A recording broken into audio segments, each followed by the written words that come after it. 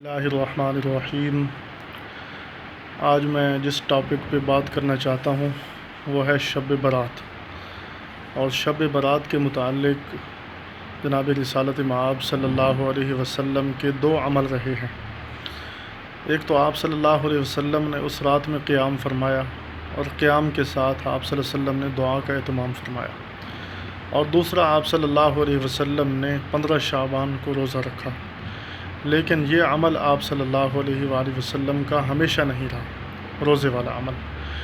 لیکن قیام بھی کوئی مخصوص قیام نہیں ہے، بلکہ وہ قیام جس کے اندر کوئی بھی صورت اور کوئی بھی آیات آپ صلی اللہ علیہ وسلم نے تلاوت فرمائی، کوئی مخصوص آیات نہیں ہے۔ اور دوسرا آپ صلی اللہ علیہ وسلم نے دعا کا بہت اہتمام فرمایا۔ سیدہ صدیقہ عائشہ رضی اللہ عنہا فرماتی ہیں کہ آپ صلی اللہ علیہ وسلم میرے ساتھ آرام فرما رہے تھے کہ اٹھے اور تشریف لے گئے قریب کے قبرستان میں، یعنی اس قبرستان میں جس کا نام جنت البقیع ہے، اور آپ صلی اللہ علیہ وسلم کے پیچھے میں بھی گئی، اور میں نے جا کر دیکھا کہ رحمۃ للعالمین صلی اللہ علیہ وسلم دعا فرما رہے ہیں، اور آپ صلی اللہ علیہ وسلم کی دعا وہ کافی لمبی تھی۔ سیدہ عائشہ صدیقہ فرماتی ہیں کہ 3 دفعہ مجھے ہاتھ اوپر اور نیچے کرنے پڑے، میں تھک جاتی تھی۔ پھر آپ صلی اللہ علیہ وسلم واپس آئے، اور پھر اس شب برات کے متعلق جو لوگوں کے اندر رسومات ہیں کہ کچھ پکانا اور تقسیم کرنا، اور پھر یہ اس کو شریعت سمجھنا، یہ جو ہے نا اس کے متعلق شریعت میں کوئی جواز نہیں ہے، تو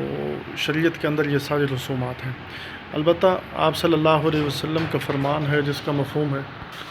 جناب رسالت مآب صلی اللہ علیہ وسلم نے فرمایا کہ اس رات بنی کلب کی بکریوں کے بالوں کی تعداد کے برابر لوگوں کی مغفرت کر دی جاتی ہے، اور بنی کلب کی بکریاں، ان کی تعداد، ان کے بارے میں مورخین نے لکھا ہے کہ 8 میل تک وہ بکریاں بیٹھتی تھیں، اتنی زیادہ بکریاں تھیں۔ تو ظاہر ہے کہ ایک بکری پر کتنے بال ہیں، اور اتنی بکریاں جو 8 میل تک بیٹھتی تھیں ان کے اوپر بال، اور اتنے لوگوں کو اس رات میں جہنم سے چھٹکارا مل جاتا ہے، یہ حدیث پاک کا مفہوم ہے۔ لیکن اللہ کی رحمت اتنی وسیع ہے، اس کی وسعت کے باوجود چند لوگ ایسے ہیں جو اس رات بھی مغفرت اور اللہ کی رحمت سے محروم رہ جاتے ہیں، اللہ تعالیٰ محفوظ فرمائے۔ ان میں سے ایک آدمی مشرک ہے، شرک کرنے والا، جو اللہ کی ذات و صفات کے ساتھ کسی کو شریک ٹھہرائے، یا اللہ تعالیٰ کی مخصوص صفات کے ساتھ اللہ تعالیٰ کی مخلوق میں سے کسی کو شریک ٹھہرائے، تو وہ اس رات اللہ تعالیٰ کی اس رحمت سے، بخشش سے محروم رہ جاتا ہے۔ اور دوسرے نمبر پر شراب کا عادی، ایک ہوتا ہے شراب پیا کبھی چھوڑ دیا، کبھی پیا کبھی چھوڑ دیا، اور پھر توبہ طیب ہو گیا، اس کی تو بخشش کی امید کی جا سکتی ہے۔ لیکن ایک ہے وہ جو شراب کا عادی ہے، مسلسل شراب پیتا ہے، تو اور وہ عادی ہے اور چھوڑنے کی آرزو بھی نہیں ہے، وہ بھی بخشش سے محروم رہ جاتا ہے۔ اور تیسرا وہ آدمی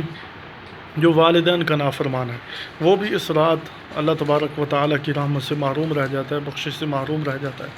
اور چوتھا وہ آدمی جو قطع رحمی کرنے والا ہے، یعنی رشتہ داروں کے ساتھ اچھا سلوک نہیں کرتا، رشتہ داروں کے ساتھ بنا کر نہیں رکھتا۔ آج کل جیسے رواج ہے کہ رشتہ دار اگر تھوڑی سی غلطی کر دیں تو پھر آدمی ان سے بہت ناراض ہو جاتا ہے، تو وہ بھی محروم رہ جاتا ہے۔ تو ایسے جو ہے نا گناہوں سے انسان کو بچنے کا اہتمام کرنا چاہیے، اور شب برات اس کے فضائل اور اس کی برکات سے ہمیں فائدہ اٹھانا چاہیے۔ اللہ تبارک و تعالی ہم سب کو توفیق عطا فرمائے۔